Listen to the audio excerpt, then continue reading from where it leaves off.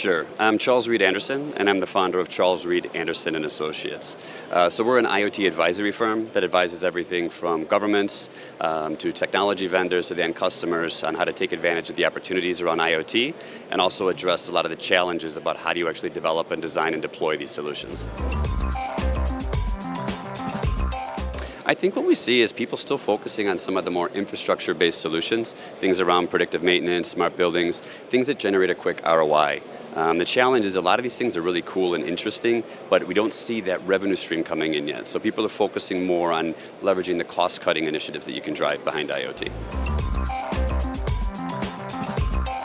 SMEs are a really tough sector to go after because it's a really wide and broad sector. So what we need to do is actually provide a platform to allow them to experiment and start developing these solutions on there.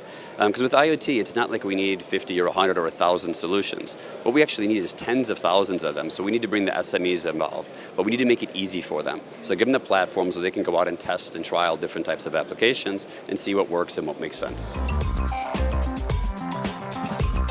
Now this is a tough one because there's a lot of advice I would give them. Number one, I would say do not focus on your technology. If you have a product or a solution, make sure you explain what problem you're going to be solving. Because the thing is, there's a lot of technology. It's easy to connect up a new device or a new widget.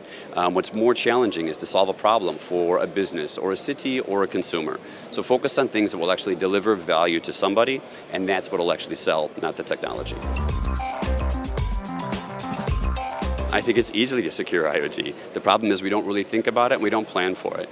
When people look at IoT initiatives, they just think it's easy to deploy the sensors. What people should do up front is actually start looking across your solution and identify the potential risks, whether that could be at the endpoint or when it's the data that's in transit or where the data resides. But if we plan for this, it is actually relatively easy to secure it because we've got the technology to secure whatever we'd like. There's two areas that I'm really looking at right now to drive a lot of value. One of them is going to be what I call an IoT OTT, so an IoT over-the-top provider. And what they're going to be doing is leveling software. And that software will take information that's already available. So all the sensors that is collecting data right now, they'll take that information and turn it into intelligence. What I like about these types of solutions is they're always as a service, they're relatively low cost, and people are getting an ROI in the first 2 to 3 months. What also you'll start seeing a lot of coming forward is going to be things around low-power WANs. And especially the last month, there's been a lot of announcements around Sigfox and here in Singapore about Unibiz.